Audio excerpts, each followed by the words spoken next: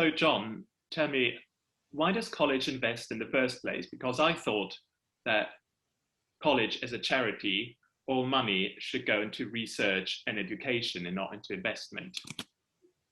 Very good question. So the college invests, as most Oxford colleges and many charities invest, because they are endowed funds. So when we receive donations, and looking back to the original endowment that we had to found the college, that money needs to be invested in a way which creates an income to support the various teaching activities and related student activities that we have as part of our charitable purpose. So if you look at overall the college activities, the income from that investment is one of a range of different income streams that the college manages.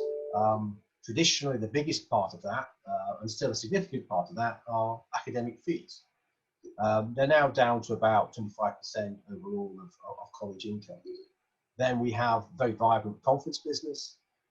We have all the income that we make from accommodation, student accommodation, catering. We have other academic income, mainly the visiting student income that we take from overseas students on a year abroad. And then we have development and fundraising. So there's a whole range of different income streams, and the endowment or the endowment income from that invested money represents about 15% of our overall income. So it's significant. If for the older colleges, the so-called better endowed colleges, it may be 30, 40, 50% of their income. But for colleges like St Anne's, which is a newer college with a smaller endowment, it's around 15%. And how do these investments and the endowment that you're talking about, how do they work at St Anne's? Who's making the decisions, and how do you make sure that you get the most profit out of these endowments and your investment? So as part of the college statutes, we have an investment committee. The investment committee has 10 members at the moment, roughly half and half external and internal. Internal, they mainly governing body members, and externally they tend to be alums and other associated members of college who work in the investment management industry. So the college is very keen to have independent advice provided as part of the investment decisions. And essentially, the vast bulk of our endowment is outsourced to one main investment manager, Newton Investment Management. We have a small amount with the Oxford University Endowment Management, but the vast bulk of it is with Newton. And they manage it. They've managed traditionally on an income-based strategy. I might talk about that in a minute. But essentially, they report to us regularly. They report to the investment committee formally, and then investment committee reports up through council and governing body to the management of the college, essentially. Right, that sounds all pretty established to me. Why did you decide then to run an investment consultation, and what was it about? Why indeed? I think for a variety of reasons, really. I think that the college hadn't really looked at the way it managed its investment for about 20 years. We'd had the same fund manager from like the mid-90s. And prior to that, I think we'd had another fund manager that had been with the college for about 25 years. Now, there's a lot to be said for constancy and consistency. But I think I felt that it needed a fresh look. In particular, we had this particular strategy, which was, as I mentioned, an income strategy. And that income strategy meant that you can only spend the income that is generated by the dividends or the coupons of the investment that you make. And that's all well and good, but it was ignoring a particular additional benefit, which is the capital gain. And I think there's people that are aware of the markets or more generally would notice that over time the capital value of the endowment increases as the values underlying securities increase in value, the overall capital value increases. And we were thinking that the income only was very restricted. It pushed us in a particular direction. It pushed us in the direction of particularly equities shares that to provide an income, particularly high income. Now, as a matter of fact, a lot of those equities tend to be fossil fuel companies. That brings us on to the other part of it, really. But it also meant that you were perhaps overexposed to certain sectors, and there was a certain perhaps volatility unnecessarily that we were building into. And we were maybe limiting ourselves to certain other types of investment that may have had greater capital potential rather than pure income potential. So we felt it was rather limiting. And on top of that, we were aware of the great groundswell that's occurring around resistance to investment in certain sectors, particularly the fossil fuel sector. But we were being driven into that sector investment by our strategy. So we wanted more flexibility, I think, to do things differently. So as part of that, we decided to run the consultation because we were aware that there was a lot of student curiosity, a lot of staff curiosity, a lot of, I think, interest and also concern about the strategy the college had. So I felt it was important to explain why we did what we were doing, but also to look at different ways that we might manage it. So one of the things that we talked about was moving from an income strategy to a total return strategy. A total return strategy means that you can use some of that capital as well in lieu of income. You can take that gain that you've made over many years and start to spend some of that as income and for the benefit of the college. And through doing that, it gave you more flexibility in terms of what you invested in. So we felt it was also timely to open that up to, if you like, the sort of the environmental debate, the divestment debate about the type of investments the college was making. So what happened at the consultation? So the consultation was launched on 30th of January 2020, and it involved 2 information and discussion sessions that were facilitated by John, our treasurer, and by Lily from Share Action. And that was basically a possibility for all students and staff and any stakeholders or members of the college to participate in it, to get information about how college invests and what the strategy consultation is about, and then sort of to brainstorm how everyone would like to see the college investing in the future. So that were 2 of these sessions, and then the consultation ran for another month. And what would you say the best takeaways from the consultation were? It was an opportunity to explain the college financial strategy in broader detail, because it can look fairly opaque from the outside. So we spent quite a bit of time just explaining, as I did earlier, in terms of where the endowment fits into the overall financial position of the college. And I think that was interesting for everyone to see that context and understand some of the sort of parameters and the limitations we were operating around. And I think the debate was actually really interesting. I think it was a really good opportunity to have a wide collection of students and staff from different backgrounds, just talking through what some issues were. And inevitably, a lot of discussion was around divestment.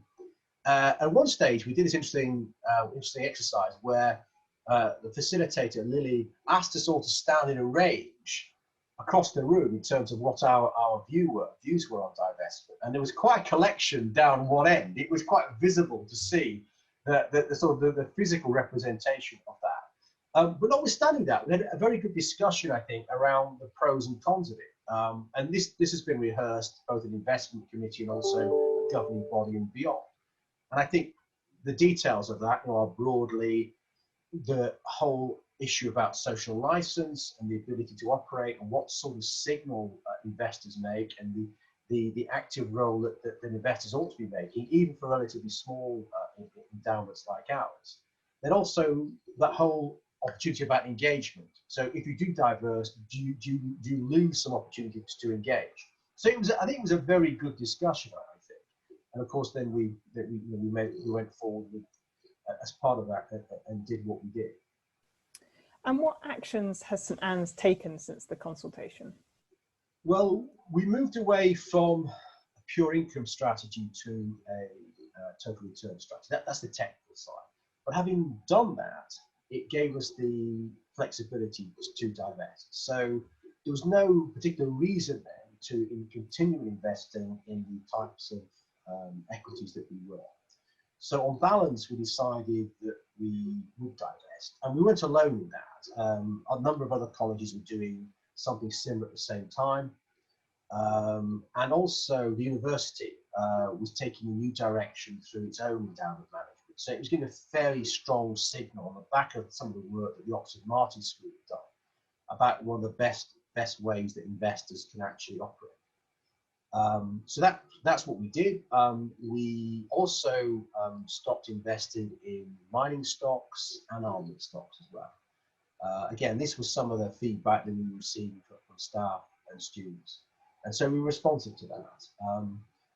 And the other thing that we've done, which has been quite influential in terms of how we operate as a college, is that we joined a body called the Responsible Investment Network for Universities, which is facilitated and supported by Share Action. And the helpful thing for me there, and I think for the college, is that we are able to be part of a broader network within the UK. There's the University of Cambridge is there, the University of Leeds is there, Imperial, also Edinburgh University. So it's a forum to learn about some of the developments that are taking place around the whole gamut, if you like, of active investing and responsible investing. And what does it mean to be an ethical investor? And what do we understand by socially responsible investing? And how is this linked to St Anne's? Yeah, so I think a big part of ethical investment is reframing how you view the purpose of investment and what your responsibility is as an investor. So understanding that your responsibility isn't just to the college, although as John mentioned, it's very important as a charity that we do maintain our income, but we also need to think about the external impacts of our investment. So in the choices that we're making, we're deciding who we're giving a social license to, and we're also funding certain activities. So it's very important to think about what the impacts of that are and what decisions you might like to make. And I think those decisions can kind of be categorized into avoiding investing into certain things that have a negative social impact, whether that's fossil fuels, tobacco, or the arms industry.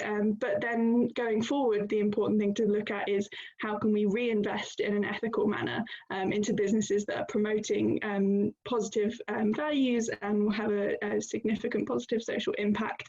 So thinking again about the environment or about other issues of social justice.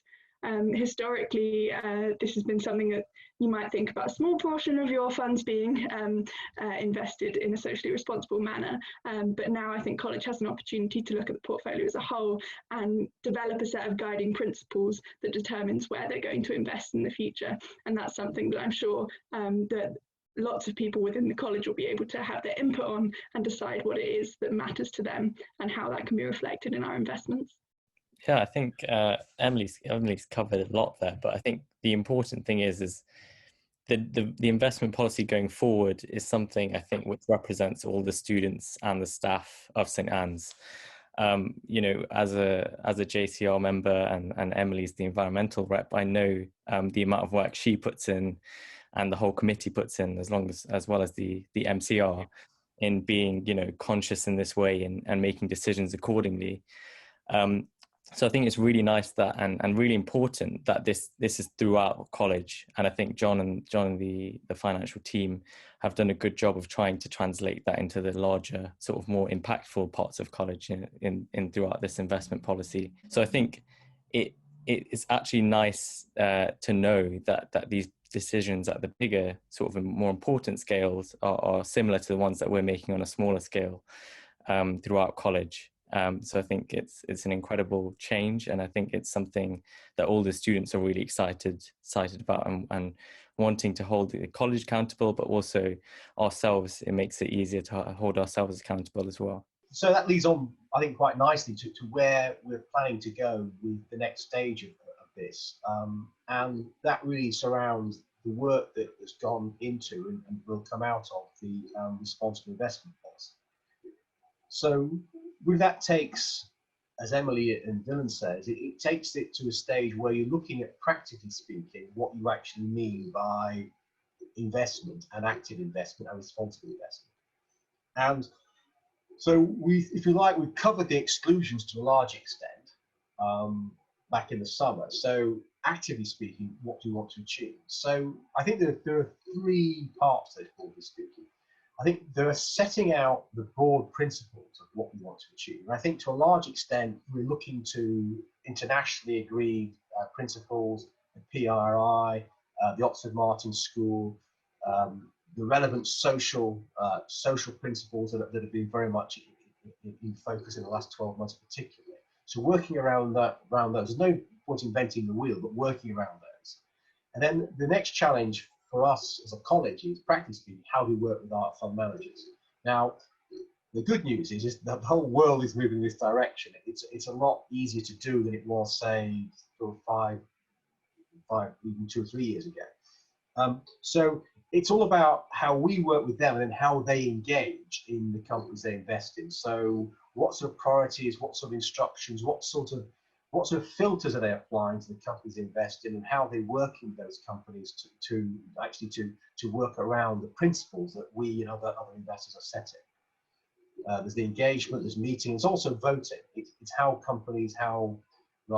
investors vote as our proxy at the AGMs and the company meetings they attend. And the third part is about transparency and involvement in college. And I'm encouraged that the investment committee, council, and GB have all supported a pilot of student involvement on investment committee.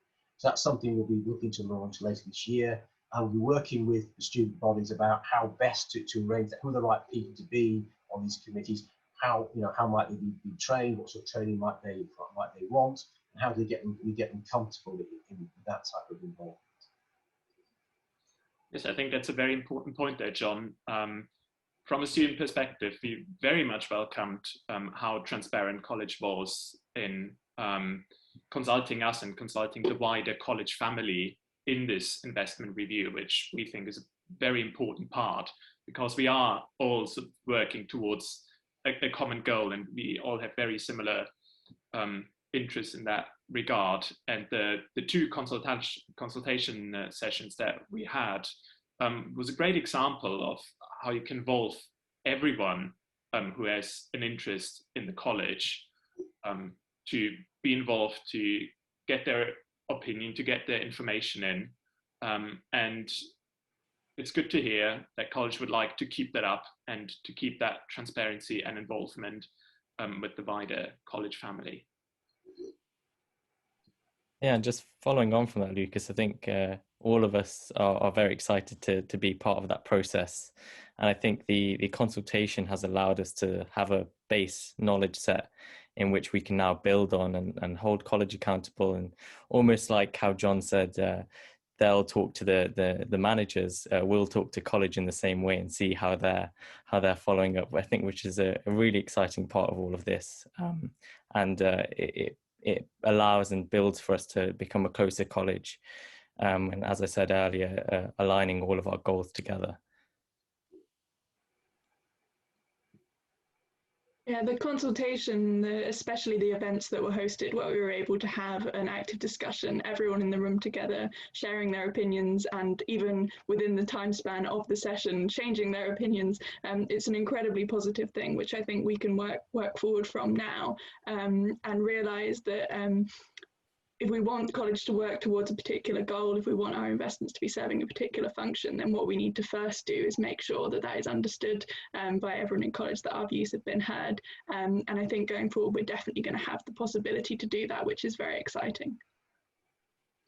Yeah, I think for me, what would be interesting as well is that going outside the sort of narrow confines of the investment committee, would it be an idea to do something similar to the consultation on a regular basis? One of the challenges of working as probably one of the more permanent features of college is that the student changes very rapidly, and creating collective memory and collective understanding is quite difficult. So I'm interested in ideas about how we communicate.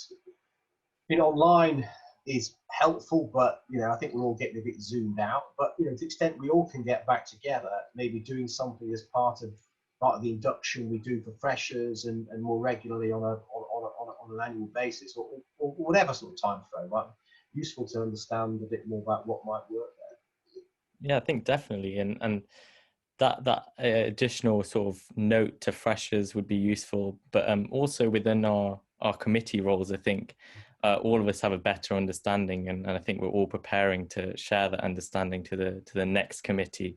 So there's that collective memory that will be sort of aided by the consultation that we went through.